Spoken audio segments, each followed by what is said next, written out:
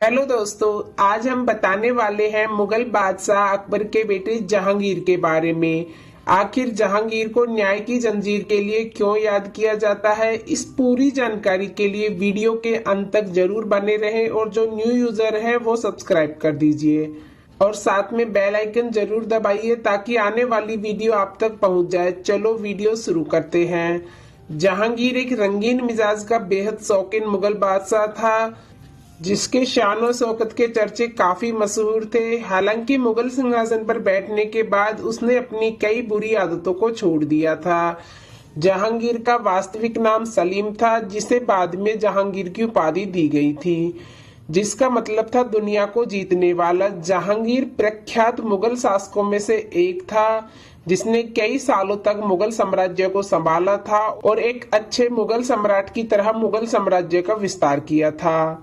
जहांगीर ने किश्वर और कांगड़ा के अलावा बंगाल तक अपने साम्राज्य का जमकर विस्तार किया था। हालांकि जहांगीर के शासनकाल में कोई बड़ी लड़ाई या कोई बड़ी उपाधि शामिल नहीं है। मुगल सम्राट जहांगीर को आगरा में बनी न्याय की जंजीर के लिए भी याद किया जाता है। चलो आइए जानते हैं मुगल सम्राट जहांगीर के जीवन के बारे में कुछ महत्वपूर्ण बातें। मुगल सम्राट जहांगीर 31 अगस्त 1569 को बादशाह सम्राट अकबर के बेटे के रूप में फतेहपुर सीकरी में स्थित शेख सलीम चिश्ती की कुटिया में जन्मे थे। जहांगीर के माता का नाम मरियम उज़्ज़मानी था। सलीम से पहले अकबर की कोई भी संतानें जीवित नहीं बचती थी, जिसके चलते सम्राट अकबर ने काफी मन्नतें की और फिर बाद में सलीम का जन्म हुआ था। जहांगीर को बचपन में सब उन्हें सब सुल्तान मोहम्मद सलीम कहकर पुकारते थे। आपको बता दें कि मुगल सम्राट अकबर ने अपने पुत्र का नाम फतेहपुर सीकरी के शेख सलीम चिश्ती के नाम पर उनका नाम रखा था। मुगल सम्राट अकबर ने अपने बेटे जहांगीर को बेहद कम उम्र से ही सैन्य और साहित्य में निपुण बनाने के लिए प्रयास शुरू कर दिए थे। जब वे महज 4 साल के थे तब सम्राट अकबर ने उनके लिए बैरम खां के पुत्र अब्दुल रहीम खान ने खाना जैसे विद्वान शिक्षक नियुक्त किए थे, जिनसे जहांगीर ने गणित, भूगोल, अरबी, फारसी और विज्ञान की शिक्षा ग्रहण की थी, जिसकी वजह से जहांगीर अरबी और फारसी में विद्वान हो गए थे। इतिहासकारों के मुताबिक सम्राट अकबर के साथ जहांगीर के रिश्ते अच्छे नहीं थे।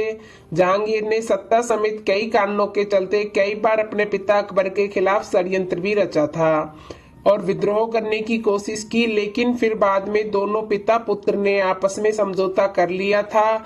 हालांकि अकबर की मृत्यु के बाद जहांगीर को मुगल सिंहासन का राजपाट सौंपा गया था। अकबर का इकलौता वारिस होने के कारण और वैभव विलास के पालन पोषण की वजह से जहांगीर एक बेहद शौकीन और रंगीन मिजाज का शासक था, जिसने करीब 20 शादियां की थी। हालांकि उनकी सबसे चहेती और पसंदीदा बेगम नूरजहां थी, वहीं उनकी कई शादियां राजनीतिक कारणों से हुई थी। 16 साल की उम्र में जहांगीर की पहली शादी आमेर के राजा बहारमल की राजकुमारी मानबाई से हुई थी, जिनसे उन्हें 2 बेटों की प्राप्ति हुई थी। वहीं जहांगीर के बड़े बेटे खुसरो मिर्जा के जन्म के समय मुगल सम्राट जहांगीर ने अपनी पत्नी मानबाई को शाही बेगम की उपाधि प्रदान की थी। इसके बाद जहांगीर ने कई अलग अलग राजकुमारियों से उनकी सुंदरता पर मोहित होकर शादी की। आपको बता दें कि साल 1586 में जहांगीर के उदय सिंह की पुत्री जगत गोसन की सुंदरता पर मोहित होकर उनसे विवाह किया, जिनसे उन्हें 2 पुत्र और 2 पुत्रियां पैदा हुई थी। हालांकि इनमें से सिर्फ एक ही पुत्र खुर्रम जीवित रह सका, अन्य संतान की बचपन में ही मौत हो गई। बाद में उनका यही पुत्र सम्राट शाहजहां के रूप में मुगल सिंहासन पर बैठा और मुगल साम्राज्य का जमकर विस्तार किया। वहीं शाहजहां को लोग आज 7वें आश्चर्य में से एक ताजमहल के निर्माण के लिए याद करते हैं। ऐसा कहा जाता है कि जब पहली बार मुगल सम्राट जहांगीर ने मिर्जा गियास बेग की बेटी नेहरू निसा ऑफ नूरजहां को देखा था तो वे उनकी खूबसूरती से इतने मोहित हो गए थे कि उन्होंने उनसे निकाह करने का फैसला लिया था। आपको बता दें कि नेहरू निसा को अपने पति अली कुली बेग की मौत के बाद अकबर की विधवा सलीमा बेगम की सेवा के लिए नियुक्त किया गया था। 1611 ईस्वी में सम्राट जहांगीर ने नेहरू निसा की खूबसूरती पर लट्टू होने पर विधवा नेहरू निसा से शादी कर ली थी। वहीं शादी के बाद सम्राट जगन ने उसे नूर महल और नूरजहां की उपाधि दे दी थी। इसके साथ ही जहांगीर ने अपने राज्य की सारी शक्तियां भी नूरजहां बेगम के हाथों में सौंप दी थी। नूरजहां को इतिहास में एक साहसी महिला के रूप में जाना जाता है। क्योंकि वह जहांगीर के साथ उनके राजकाज में हाथ बटाती थी। वहीं जहांगीर अपने शासनकाल में सभी महत्वपूर्ण फैसले नूरजहां की सलाह से ही लेता था। वहीं 1626 ईस्वी में नूरजहां बेगम ने इत्मादुल्लाह का मकबरे का निर्माण करवाया था। यह मुगल कालीन वास्तुकला से बनाई गई पहली ऐसी इमारत थी जो सफेद संगमरमर से बनी हुई थी। साल 1605 में अकबर की मृत्यु के बाद सुल्तान सलीम को मुगल बादशाह का ताज पहनाया गया और उन्हें जहांगीर नाम की उपाधि दे दी गई। वहीं जब मुगल शासक जहांगीर की उम्र 36 साल की थी तब उन्हें मुगल साम्राज्य की जिम्मेदारी एक आदर्श शासक के रूप में संभाली और कई सालों तक मुगल सिंहासन को संभाला। उन्होंने अपने शासन काल में मुगल साम्राज्य का जमकर विस्तार किया और विजय अभियान चलाया।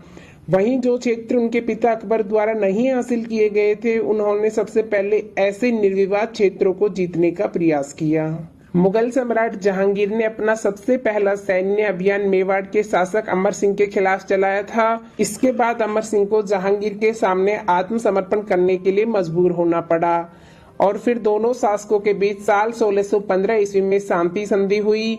मेवाड़ के मुगल साम्राज्य का विस्तार करने के बाद अपना अभियान चलाते हुए जहांगीर ने दक्षिणी भारत में मुगलों का आधिपत्य जमाने के मकसद में दक्षिण में फोकस करना शुरू किया। हालांकि वे इस पर अपना पूरी तरह से नियंत्रण करने में तो कामयाब नहीं हो सके, लेकिन उनके सफल प्रयासों से बीजापुर के शासक अहमदनगर और मुगल साम्राज्य के बीच शांति समझौता किया गया। इसके बाद कुछ किले और बालाघाट के क्षेत्र मुगलों को दे दिए गए थे, जबकि जहांगीर ने अपने पुत्र खुर्रम और शाहजहां के नेतृत्व में साल 1615 में उत्तरी भारत में मुगल साम्राज्य का विस्तार किया था। इस दौरान उनकी सेना ने कांगड़ा के राजा को हार की धूल चटाई और अपने विजय अभियानों को दक्कन तक आगे बढ़ाया। इस तरह मुगल साम्राज्य का विस्तार होता चला गया। मुगल सम्राट जहांगीर चित्रकला का बेहद शौकीन था। वे अपने महल में कई अलग अलग तरह के चित्र इकट्ठे करते रहते थे।